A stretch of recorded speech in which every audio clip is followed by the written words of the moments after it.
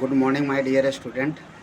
देखिए आप लोग के बीच एक वैकेंसी लेकर के हम उपस्थित हुए हैं।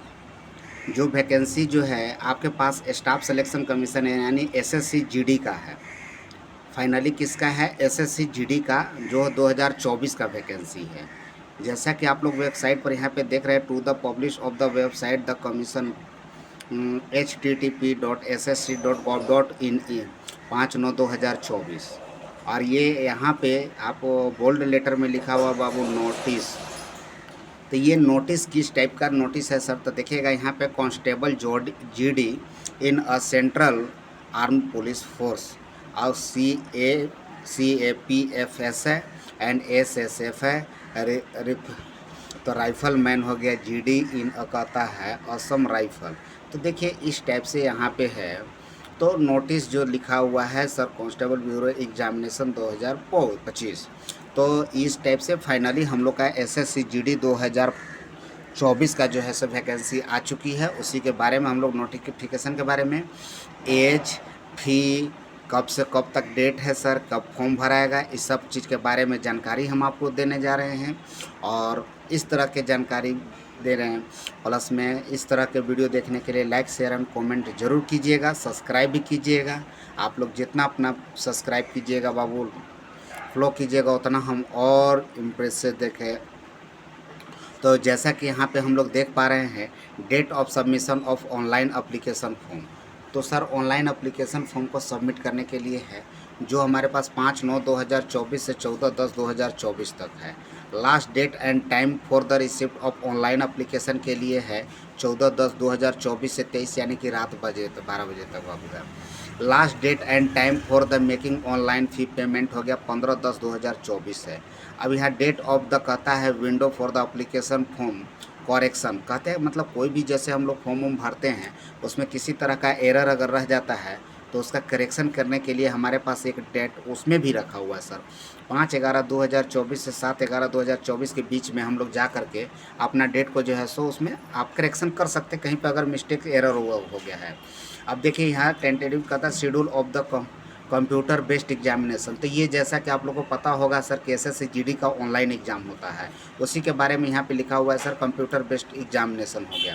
जो एक एक्सपेक्टेड डेट दिया हुआ है सर जनवरी और फरवरी 2025 में। ये एक्सेप्टेड डेट नहीं है, हो भी सकता है नहीं भी हो सकता है, आगे पीछे भी होगा, ये कंफर्म डेट नहीं है। आगे यहाँ पे देखिएगा लिखा हुआ है sir government service to have workforce which a reference general.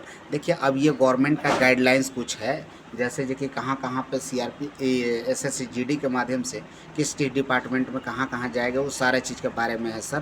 तो जैसे हम लोग जानेंगे एमएचए में हो जाता है सर, एमएचए मतलब तो बीएसएफ, एसएसबी, सीआरपीएफ यहाँ पे सारा, जैसे यहाँ पे आईटीबीपी है सर, ठीक है, यहाँ एसएसएफ है, एनसीबी है सर, यहाँ सीबीई है, यहाँ पे पीईटी है। तो ये सब जितने भी डिपार्टमेंट में जहाँ पे रिक्रूटमेंट देती है सर उसके बारे में यहाँ पे डिटेल दे रखा है।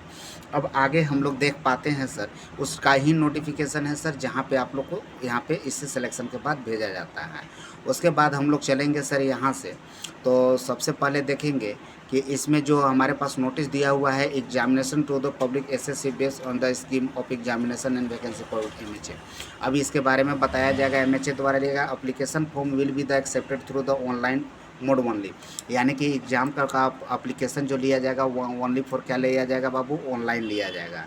अब यहाँ पे अगला 13 नंबर पॉइंट 1.3 दिया हुआ है computer based examination CBE will be the consider commission in the कहता है English and Hindi and the 13 regional language, यानी कि सब जगह का रीजनल लैंग्वेज भी अपना अपना है हर स्टेट का। जैसा कि आप देख रहे हैं असमिया असम का हो गया सर, बंगाली हो गया, गुजराती हो गया, कनाडा का हो गया, कर्नाटका हो गया सर जी, तो एक सब मलयालम हो गया, मणिपुरी हो गया, तो इस तरह से उड़िया हो गया, पंजाबी हो गया। तो आपके पास जो लैंग्वेज दे रखा है 13 ओरिजिनल लैंग्वेज, उसके बारे में यहाँ पे आगे यहाँ चौथा नंबर कंडीशन में देखते हैं फिजिकल स्टैंड टेस्ट हो गया, PST जिसको हम लोग बोलते हैं फिजिकल एलिजिबिलिटी टेस्ट, PET हो गया, डिटेल मेडिकल एग्जामिनेशन हो गया सर, रिव्यू मेडिकल एग्जामिनेशन हो गया, डॉक्यूमेंट वेरिफिकेशन हो गया। तो मतलब यानी कि इसका सिलेक्शन का प्रोसेस दिया हुआ है कि हम लोग को किस किस स्टेज से गुजरना पड़ेगा। तो यहाँ पे आपके पास सारा चीज़ दे रखा है कि ऑनलाइन एग्ज़ाम होगा, उसके बाद फिर जो है सर फिजिकल होगा सर, फिर वो मेडिकल होगा सर, तो फ्री मेडिकल के लिए भी दे रखा है, जो लड़के लोग को सेटिस्फाई नहीं होगा। उसके बाद हम लोग कहता है collection of the required eligibility, कहता है डॉक्यूमेंट कंडीशन। अब यहाँ पे डॉक्यूमेंट वेरिफिकेशन किया जाएगा सर, उसके बाद फिर हम लोग का आगे का प्रोसेस हो जाएगा सर।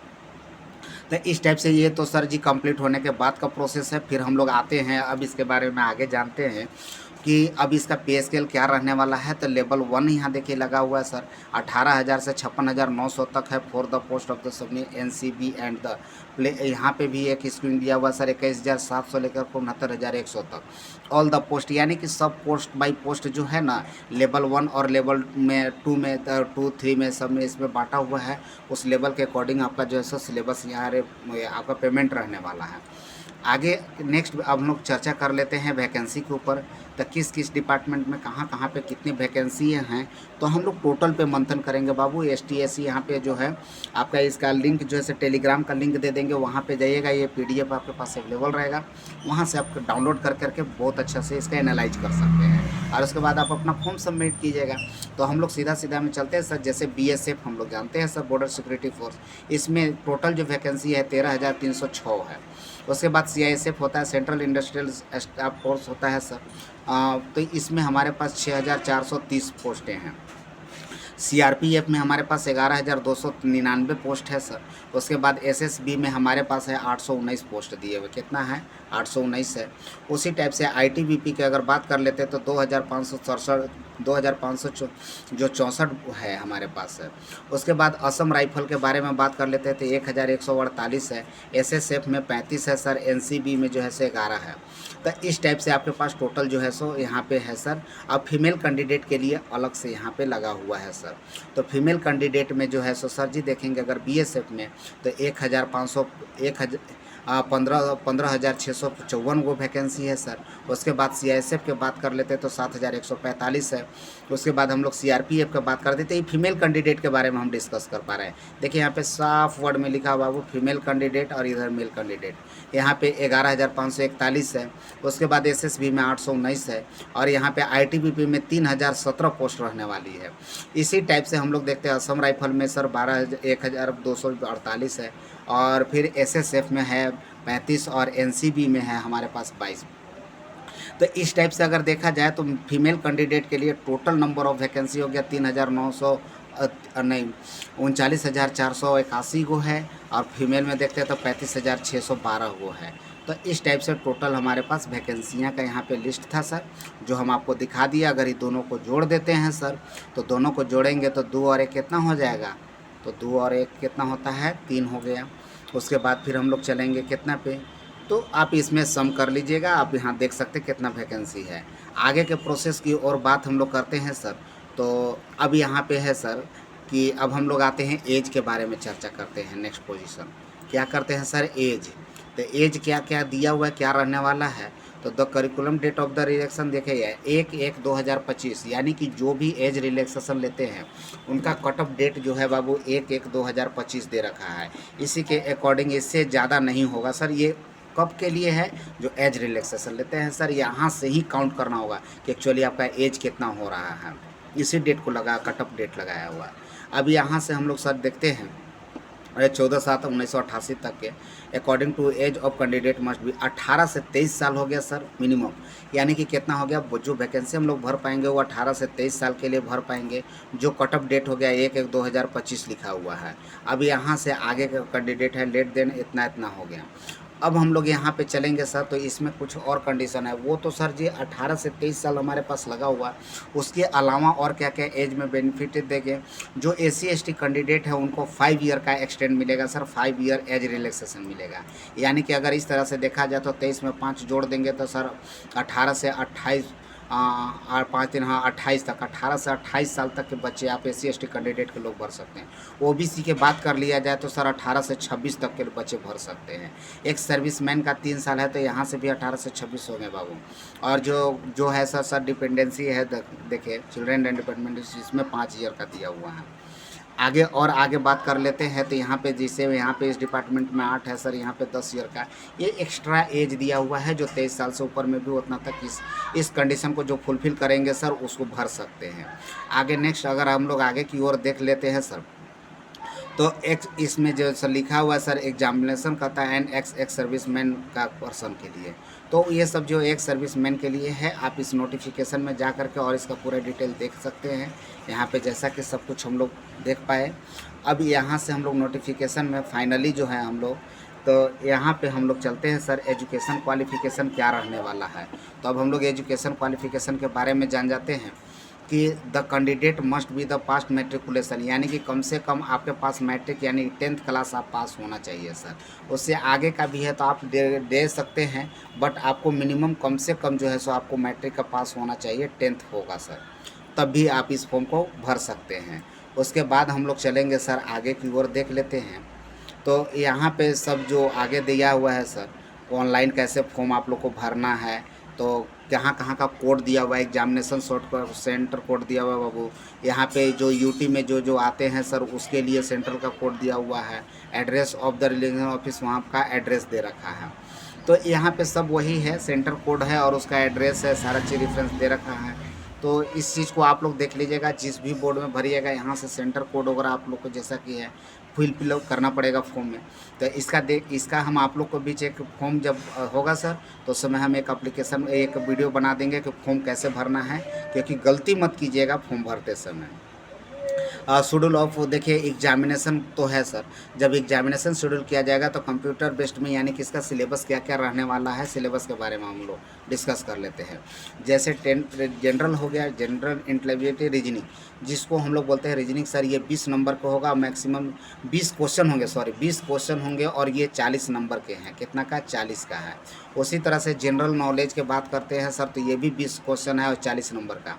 पार्ट सी में कहता है एलिमेंट्री मैथ, यानी कि मैथ है सर 20 नंबर का, ये 20 क्वेश्चन है, इसमें भी 40, यानी कि सारा सेक्टर 4 सेक्टर को 20-20 क्वेश्चन में बांटा है। 20 चौका 80 क्वेश्चन रहेंगे और यहाँ 4 चौका कितना हो गया? 160 नंबर को मैक्सिमम। जो ड्यूरेशन आपका टाइम रहने वाला हो वो 1 घंटा का है सर। एग्ज़ाम जो आपके पास है, एग्ज़ाम ड्यूरेशन 1 घंटे का है, एग्ज़ाम यानी कि 1 घंटे का होगा इसमें। अच्छा, अब हम लोग आगे की ओर देखते हैं। यहाँ पे आपके पास कुछ मेंशन किया हुआ है सर, इसमें 12.12 में देखिएगा, ये इम्पॉर्टेंट है कैंडिडेट स्टूडेंट के लिए, इस पर चर्चा हम लोग कर लेते हैं। ये चर्चा क्या करना है सर, देखिए कहता है there will be the negative mark of 0.25 marks for the each wrong answer and candidate are the true. कहता है जी कि सर कि आपके पास एक क्वेश्चन अगर गलत होता है तो 0.25 का आपके पास निगेटिव लग जाता है। तो ये यानी कि आपके पास लोग बहुत सारे कन्फ्यूजन में रहते हैं कि सर निगेटिव है कि नहीं है, तो इसमें आपके पास निगेटिव रहने वाला है, यहाँ पे चूँकि साफ मेंशन किया हुआ है।